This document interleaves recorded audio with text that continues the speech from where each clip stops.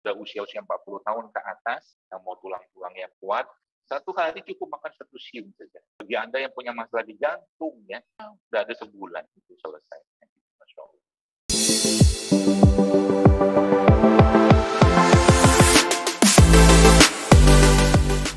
Sejatinya, sebenarnya tubuh kita, tubuh manusia ini, mereka memiliki kemampuan untuk memperbaiki dirinya sendiri.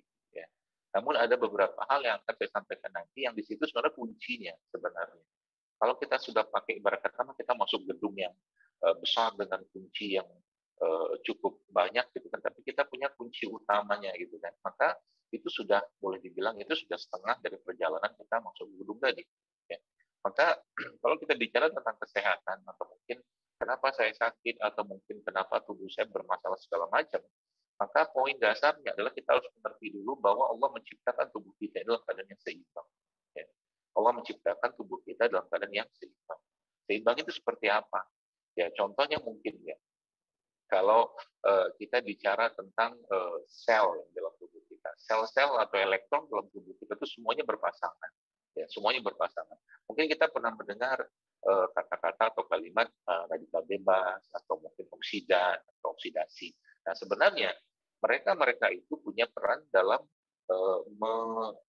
menghilangkan atau mengubah keseimbangan dalam tubuh kita. Itu intinya sebenarnya. Jadi ketakseimbangan ini muncul karena banyak atau mungkin produk-produk yang masuk dalam tubuh kita menyebabkan sel-sel itu bermasalah atau mungkin ya secara umum ya sel ya, kalau kita bicara pada tingkat yang kecil mungkin sampai ke jaringan organ segala macam.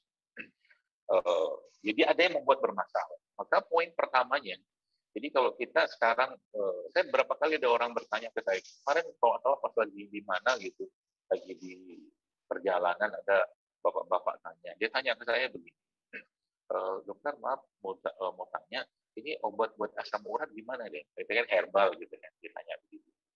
Jawaban saya cuma satu saja, atau mungkin sebelum saya jawab itu saya tanya, bapak makannya masih ngawur atau udah bener?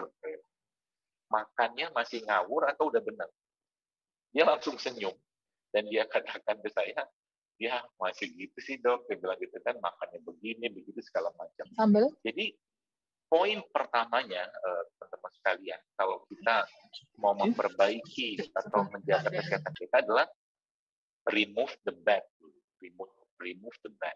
Jadi poin pertama itu hilangkan atau singkirkan dulu yang jelek-jelek. Singkirkan dulu yang jelek-jelek. Jelek-jelek itu apa? Ya, bisa jadi itu jelek-jelek. Kita sudah tahu mungkin yang sudah ikut pelatihan atau training provokasi ya, mungkin masalah terbesar di diri kita atau mungkin di kehidupan kita itu bukan di luar, tapi di diri kita gitu loh. Maka masalah itu kaitannya dengan apa? Dengan ketidakmampuan kita atau kekurangmampuan seseorang dalam menjaga apa yang masuk dalam tubuhnya. Jadi disinilah saya katakan tadi, ada 3 poin tadi, di situ nanti akan terkait satu dengan yang lain. Nah, remove the bad ini ya, termasuk juga bagaimana kita memperbaiki pikiran kita dari hal-hal yang tidak baik. Ya, mungkin kalau kita lihat sekarang, mungkin kita lihat begitu banyaknya orang-orang yang bermasalah secara habit ya. Bahkan sekarang itu ada satu penyakit yang banyak sekali melanda banyak orang ya, seperti anxiety atau kecemasan, atau sekarang yang agak lebih populer lagi itu mental illness seperti itulah. Ya. Jadi apakah itu ada kaitan dengan obat-obatan atau dengan makanan atau hal-hal yang buruk? Tentunya ada, karena sejatinya tubuh kita itu diciptakan Allah dalam keadaan yang seimbang. Maka remove the bad ini atau menghilangkan hal-hal yang buruk ini dimulai dari menghilangkan kebiasaan yang buruk, menghilangkan kebiasaan yang buruk. Ya. Jadi misalkan sudah tahu, misalkan ada satu produk makanan tidak sehat, misalkan ya sudahlah di stop lah gitu kan. Pertanyaannya gitu kan, bagaimana cara nyetopnya? Gitu kan. Bagaimana cara nyetopnya? Saya kasih satu clue aja biar teman-teman bisa aplikasikan. Ini masih poin pertama. Anas bin Malik radhiyallahu anhu, salah satu sahabat Nabi SAW, itu beliau pernah bersama Rasulullah. Lalu dalam kesempatan tersebut Rasulullah tiba-tiba memakan labu, ya, makan labu. Lalu Nabi mengatakan banyak hal tentang labu tadi, ya. tentang khasiat labu, ya seperti itu. Lalu sejak itu waktu Anas bin Malik melihat Nabi makan labu, setelah itu beliau tidak pernah lagi meninggalkan labu dalam kehidupannya. Ya.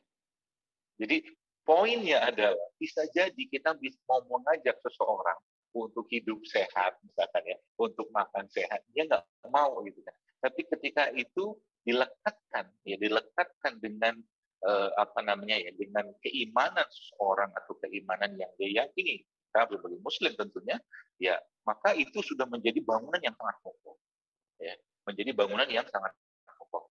Sebagaimana Abu Hurairah radhiyallahu anhu yang kita tahu bahwa beliau pernah mendapatkan nasihat dari Rasulullah SAW. Ya. Salah satu nasihat tersebut adalah Abu Hurairah dipesankan oleh Nabi ya untuk berpuasa 3 hari dalam 1 bulan. Nah, gitu. Sejak itu Abu Hurairah tidak pernah lagi meninggalkan puasa 3 hari dalam 1 bulan. Jadi ilmu atau mungkin keinginan atau harapan itu ketika dilapisi atau dibangun dengan keimanan atau keyakinan atas sesuatu, itu efeknya akan sangat luar biasa. Jadi kalau saya ditanya hubungannya apa sama remove the bad tadi, gitu kan? Hubungannya sama apa dengan remove the bad atau meninggalkan yang buruk-buruk tadi? Ya, mungkin beberapa teman-teman ada melihat beberapa video-video yang dibuat oleh ya bukan saya gitu kan, ada orang bapak-bapak gitu kan, dia makan mie instan videonya itu ya. Kemudian ada suara saya sebagai back sound-nya gitu kan. Terus apa namanya suara saya itu mengatakan di situ itu memang dicuplik dari kajian ceramah saya gitu. Dia bilang mie instan sehat nggak gitu kan? Dia geleng-geleng. Gitu. Kemudian terus enak Kak, dia ngangguk-ngangguk gitu kan, terus sehat apa nggak sehat tapi enak, tapi kita memaksakan diri kita untuk dimakan. Terus dari situ mengucapkan kata-kata, saya bilang kalau sudah ngerti nggak sehat masih dipaksakan masuk dalam tubuh kita, namanya apa? Terus dia katakan zolim. Di tempatnya Pak Yanto. Oh iya. Zolim kata dia. Ya. Lalu akhirnya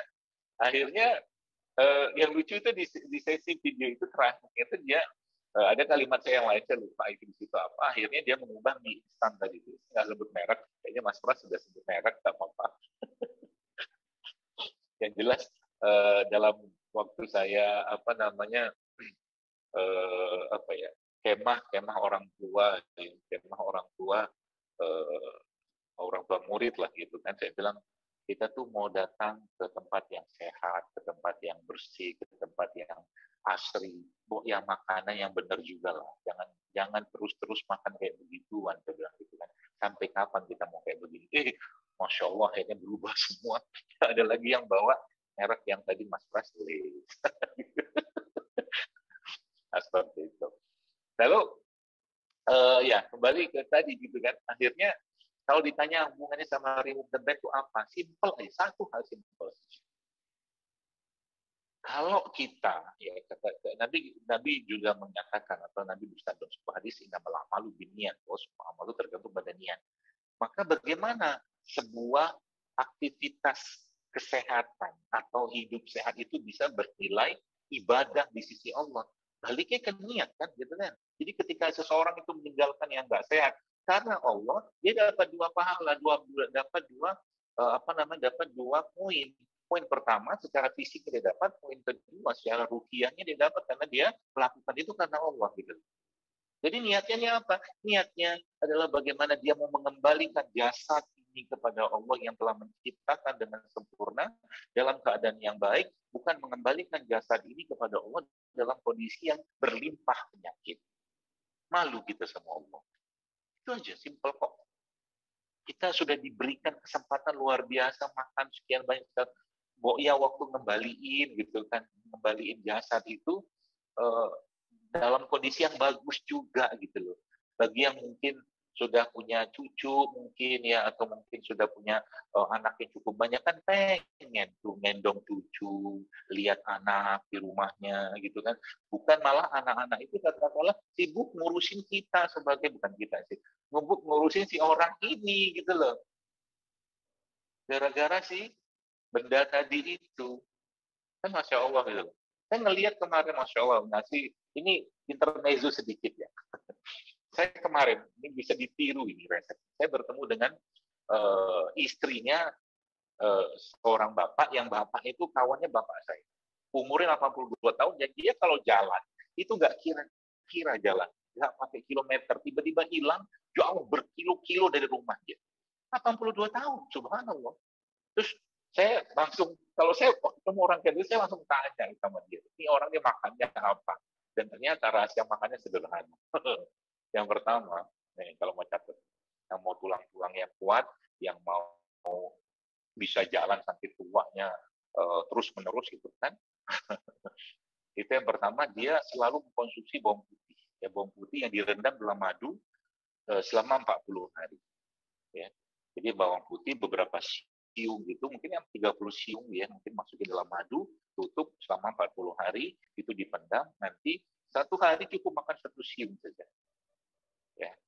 Boleh dimakan langsung. Lebih baik dimakan langsung, tapi digeprek, hancurkan, nanti pasti madu juga, campur madu nggak masalah.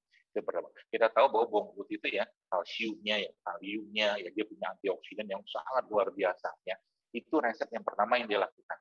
Resep kedua, ini orang unik, Masya Allah ya. Resep kedua, dia tiap hari itu pasti makan sayur. Dan kalau dia makan sayur, Bapak Ibu sekalian, itu selalu ada jahe yang berlimpah dalam sayur tersebut. Sayuran. Jadi dibikin sayur bening seperti itu, tapi jahenya berlimpah. Bahkan yang bisa makan sayur itu cuma dia sendiri gitu. Masya Allah. Cuma dia, karena saking banyaknya jahe dalam sayur tadi, bahkan istrinya mengatakan, ya, si ibunya itu cerita, itu kadang-kadang sampai diumpetin jahenya itu kalau tambah itu sama dia. Itu resep yang kedua. Lalu resep yang ketiga ya adalah tiap hari dia makan kari, nggak pakai santan. Kari itu, ibu-ibu sekalian, teman-teman sekalian, ada 8 kurang lebih ya, mungkin ibu-ibu lebih paham ya. Kari itu ada kurang lebih 8 jenis bumbu di dalamnya. Ada kunyit, ada jahe, ada lengkuas, ada pala, ada kapulaga, saya lupa apa lagi. Ada serai, seperti itu. Itu semua, Allah Akbar. Kandungan itu kan perfect banget. Dan karinya nggak pakai daging. Karinya nggak pakai daging, tapi pakai kacang. Kacang-kacang seperti lentils ya, legumen seperti itu kacang-kacang yang mempunyai memang proteinnya cukup, seratnya tinggi, jadi orang itu yang nggak ada masalah dengan cerna. Itu resepnya. Termasuk juga ini yang kemarin saya bertemu dengan teman saya juga yang dia mau mengoperasi seorang ibu-ibu usia 92 tahun yang kakinya patah, ya, keseleo seperti itu, sampai retak seperti itulah, tapi nggak jadi dioperasi. Waktu ditanya, ibu kepleset di mana? Ternyata waktu dijawab, dia bukan kepleset, tapi waktu lagi nyangkul di sawah, umur 92 tahun gitu kan, itu ternyata, Masya Allah, dia terpeleset seperti itulah. Jadi terpeleset itu di sawah, gitu. Luar biasa. Nggak jadi dioperasi, dan ternyata saya langsung diceritakan, dia taruh kalau saya mau tanyanya apa. Jadi dia apa yang dia katakan pada saya itu, ya dia boleh mengatakan dia mungkin seumur hidupnya dia belum pernah makan makanan yang ada di minimarket atau supermarket. 92 tahun. Tiap hari makannya apa? Makannya sayur, nasinya ada, tahu tempe nggak pernah lewat. Ya. Jadi tempe itu kalau kita bahas ya, 3 pertama itu luar biasa. Vitamin B12 yang biasanya ada pada hewan, itu ternyata dengan proses fermentasi itu ada pada tempe. Bisa ada pada tempe, insya Allah. Kalsium yang ada pada tempe itu dengan fermentasi itu meningkat luar biasa. Di sinilah pentingnya teman-teman sekalian, kita mulai membiasakan diri kita untuk lebih memperbanyak lagi. Ini masih pada poin remove the bag, ya. Adalah bagaimana kita memperbanyak yang dikupas, bukan memperbanyak yang dikemas. Paham ya? Memperbanyak yang dikupas dan mengurangi, atau kalau boleh menzirukan lah, menolkan yang dikemas. Itu poin. Apalagi yang sudah usia-usia 40 tahun ke atas, ya, saran saya itu jangan banyak lagi lah makanan-makanan yang dikemas. Ya, banyakkan yang dikupas aja. Berarti kalau durian gimana dok? Bagus, durian bagus. Tapi ingat, durian itu adalah ujian bagi sebagian orang. Ya, jadi hati-hati dengan durian. Kenapa durian itu bisa bikin masalah? Karena tingginya gula. Berarti nggak boleh makan durian. Oh boleh, boleh. Ada yang nyala. Tapi buah-buah yang sifatnya tinggi gula itu kalau bisa dikurangi. Itu aja. Ya. Jadi remove the bad itu ya produk-produk yang sekiranya yang tadi mungkin produk kemasan itu dikurangi itu, produk olahan itu dikurangi itu. Bahkan kalau bisa mulai sekarang itu kopi bagus. Saya langsung terdistract dengan tulisan Mas. Kopi bagus. Kopi itu saya kasih tahu ilmu kopinya sedikit. Nggak cukup sih setengah jam. Ini baru workshop remove the bad. Jadi kopi itu, ketika orang minum kopi, maka yang terjadi apa? Yang terjadi tubuhnya kebanjiran insulin. Insulin ya. Kalau insulin itu muncul akibat orang minum kopinya kopi pahit, bukan kopi kemasan ya, tapi kopi giling seperti itu, yang terjadi apa? Tubuh sudah diposisikan, ya, tubuh sudah diposisikan pada kondisi tubuh sudah makan. Jadi dia nggak perlu makan. Makanya orang ngopi itu nggak perlu makan. Nah, ya? Itu termasuk juga orang yang ngisap ya, rokok ya. Rokok itu sama juga terjadi seperti kafein ya, nikotin itu. Yang luar biasa lagi kalau orang sudah merokok, orang sudah ngopi dan kopinya pakai gula yang parah. Jadi tubuhnya dikondisikan, bahasa saya itu di tanda kutip ya gitu ya, seperti itu. Tubuh itu seakan-akan sedang banjir gula dan sedang banjir insulin. Insulin kan fungsinya membawa gula ke dalam sel. Jadi makanya orang yang ngopinya pakai gula, dan orang yang merokok, gitu kan, itu nggak perlu makan, karena tubuhnya sudah tersetting banjir gula dan banjir insulin, seperti itulah. Itu rahasia di situ. Jadi sebenarnya kalau kopi saja itu bagus, ya bagusnya maksudnya dia bisa membuat tubuh itu bisa mengeluarkan insulin lebih banyak. Makanya sebabnya kalau saya lagi nggak pengen makan, saya ngopi aja. Saya ngopi aja. Ya, karena dengan kopi itu insulin keluar otomatis ya, kalau nggak ada cadangan gula yang ada di tubuh untuk dimasukkan dalam sel ya, gula yang ada akan dikeluarkan karena otomatis kan, karena kalau nggak ada kalori yang masuk kan kita butuh energi. Nah, jadi itu poin pertama, remove the bad. Jadi remove the bad itu ya tadi ya, makanan kemasan, makanan olahan, makanan yang proses, makanan yang mengandung bahan-bahan segala macam itu stop semua, termasuk semua jenis kalau bisa sih yang pengen tetap mengkonsumsi bahan produk-produk yang digoreng, ganti aja nanti minyaknya itu dengan minyak yang bagus ya, nggak masalah ya. Bahkan kalau tetap pengen makan gorengan misalkan, boleh nggak makan gorengan? Ya susah ya. Susah menyuruh orang menghentikan makan gorengan ya.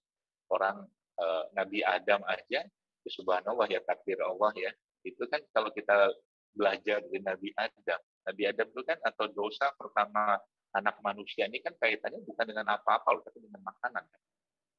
Dosa pertama manusia itu kaitannya dengan makanan.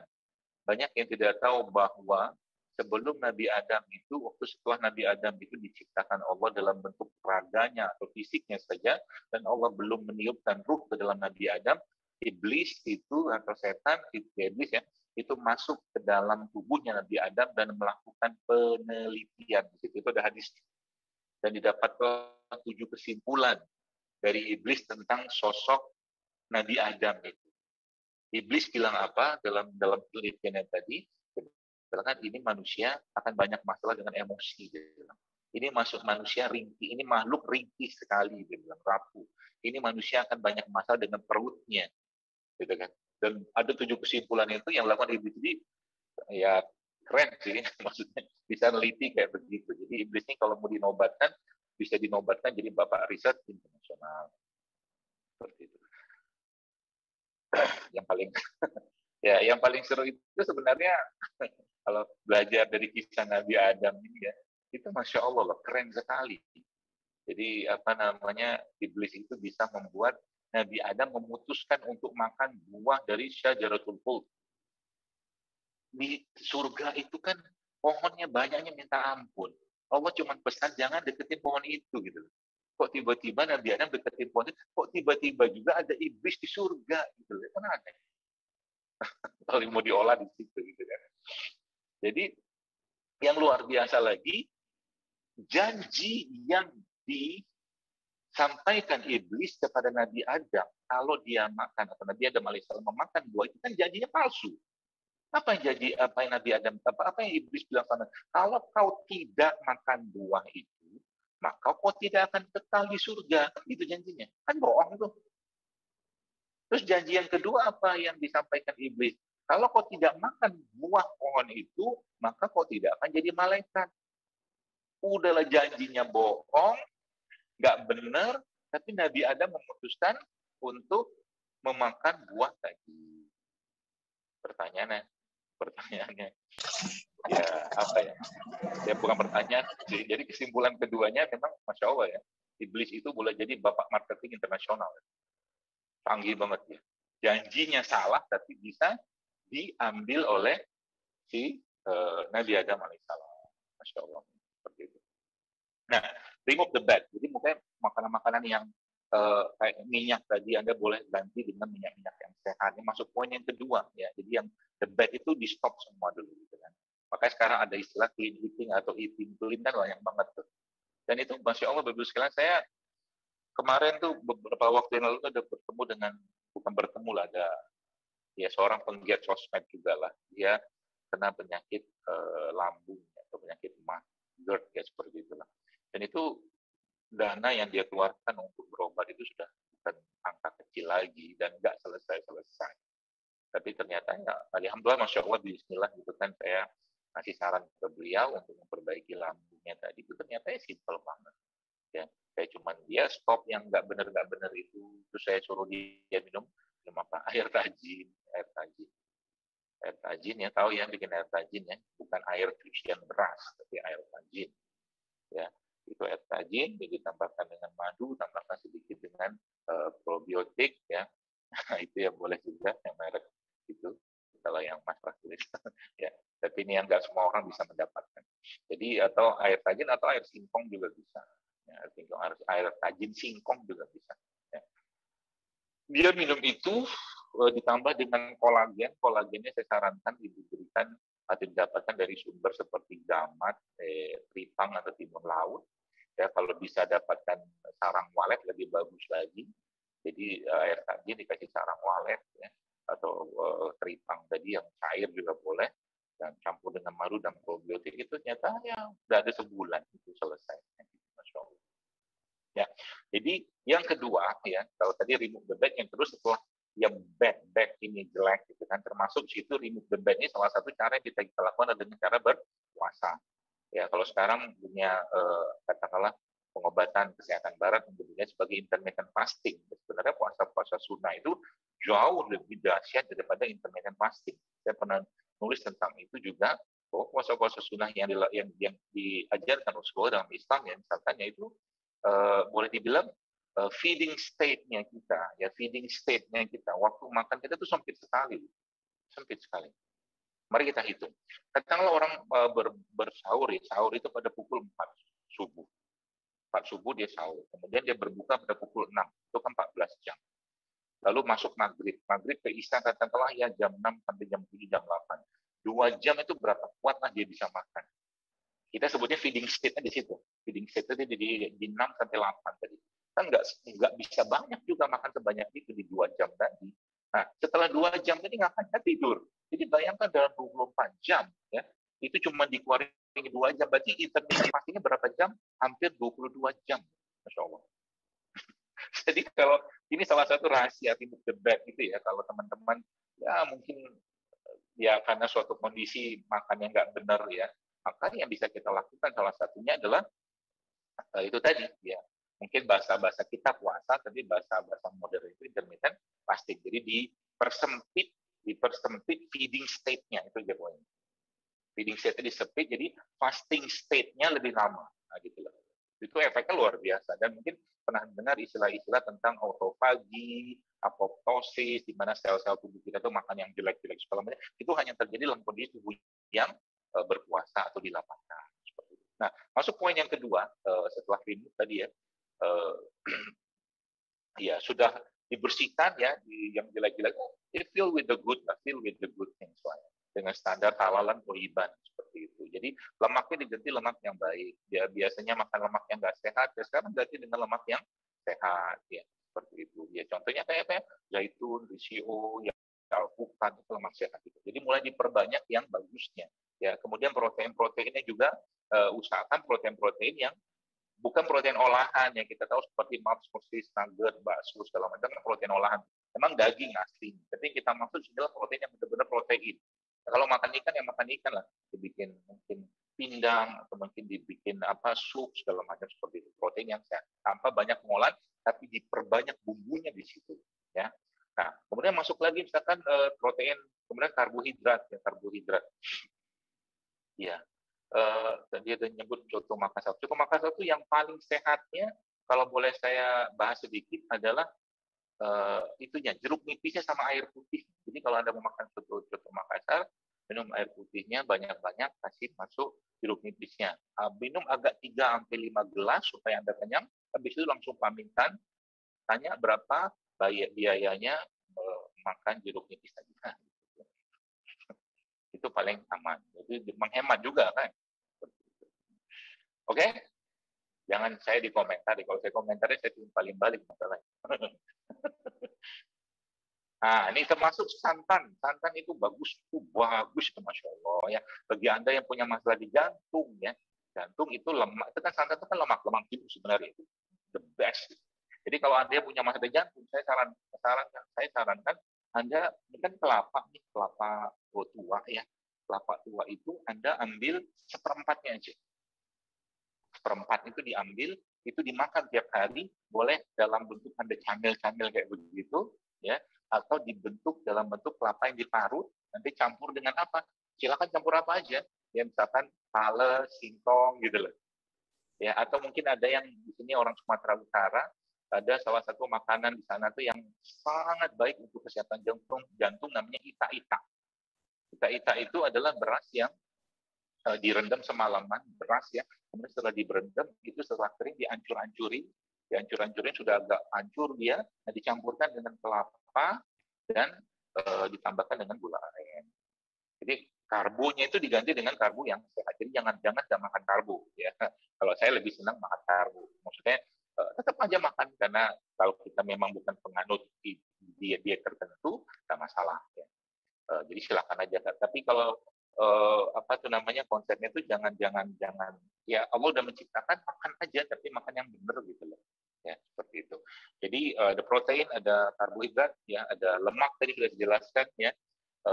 Termasuk juga bagi yang punya masalah di tulang, saya pernah bikin resepnya itu isinya itu pisang kepok ya, bukan Ambon, bukan pisang emas, tapi pisang kepok. Karena pisang kepok ini pisang yang paling tinggi kandungan kalsiumnya. Pisang kepok, rumput laut sama alpukat ya. Pisang kepok, rumput laut, alpukat itu udah slice tipis seperti itu aja kayak didadu gitu, masukkan dalam mangkok, campurkan santan ya. Sedikit. Ya, campurkan santan sedikit, kasih madu, minum, makan tiap hari, pulang nanti akan strong, ampun, insya Allah, tambah lagi dengan berjemur dan berjalan. Oke? Nah, itu apa namanya, feel with the goods ya. Seperti itu poin nomor 2. Ya. Jadi perbanyaklah yang bagus-bagus. Jadi bolehkah kita cheating? Boleh. Tidak masalah, sama juga manusia. Ya, kita kadang-kadang pengen makan mie ayam misalkan gitu kan. Tapi kalau yang sudah mulai cerdas, kalau mau makan mie ayam, dia akan cari mie-nya yang mie non gluten. Gitu. Ya, kalau dia mau cari makan ayam, dia cari ayam yang ayam sehat, ayam non residu segala macam gitu. Jadi tetap bisa makan biasa, sayurnya juga sehat gitu kan. Jadi mungkin nanti perlu dipikirkan juga selain kopi itu di Rotella itu ada makanan-makanan sehat yang lain seperti itu ya. Jadi jangan kopi tok isinya. Kopi nanti tekor bandar. Kalau orang di Aceh itu bisa dari pagi sampai sore ngopi tok. Gitu. Ya seperti itu. Dan terakhir feel with the good and ini tadi itu adalah rempah-limpah. Saya sarankan, I strongly suggest kepada teman-teman semua. Kalau Anda tidak punya penyakit, saya sangat menyarankan tiap hari kalau bisa makanlah rempah-limpah atau herbal apapun bentuknya. Makan. Karena saya menyaksikan sendiri orang-orang yang subhanallah bahkan sudah akan jatuh kepada tumor kanker, itu gara-gara cuma makan satu jenis herbal saja dan dia amalkan rutin, itu kankernya, tumornya nggak tumbuh. Gara-gara cuma makan apa coba? Habatus sauda. Hanya itu aja. Masya Allah kan. Apalagi mau tambah dengan yang lain. Ya, bagaimana ada postingan saya tentang salah satu dokter di Amerika yang menceritakan tentang kenapa di India itu angka kankernya itu rendah, itu ternyata tingginya konsumsi spices di sana, rempah. Ya, rempah. Jadi India itu termasuk negara yang memang dia secara konsumsi gulanya tinggi, tapi dia angka kankernya lebih rendah daripada bahkan Amerika. Ya, di Timur Tengah itu, di Timur Tengah. Karena tingginya konsumsi spicy. Jadi daripada sekali-sekali mungkin perlu dicoba, ya mungkin kopi jahe, kopi ketumbar, kopi kayu manis, gitu kan. Jadi tetap dapat kopinya, tapi dapat rempahnya juga. Atau mungkin tetap minum dalam bentuk aslinya, misalkan ketumbar, atau mungkin jahe atau kayu manis ya seperti. Karena memang di situ banyak sekali kandungan-kandungan antioksidan dan bahan-bahan aktif yang lain. Dan yang ketiga, terakhir sebagai penutupnya, ya ada satu remove the bad, yang kedua fill with the goods, ya. Yang ketiga maintain it with iman. Maintain it with iman. Pertahankan itu dengan keimanan. Karena bisa mempertahankan orang untuk bisa hidup sehat itu, atau mungkin dia menjaga healthy lifestyle itu bukan karena tren, bukan karena orang, ya, tapi karena memang dia melakukan itu untuk suatu rasa yang besar atau harapan yang besar kepada yang menciptakannya dia. Ini poin utamanya. Jadi kalau sudah kayak begitu, dia melakukannya bukan karena tren, tapi karena memang, ya saya mau bersyukur dengan badan saya mau kembalikan badan ini dengan baik kepada yang menciptakannya, kan keren kayak begitu. Jadi bukan sekedar healthy lifestyle biasa gitu kan, Masya Allah ya.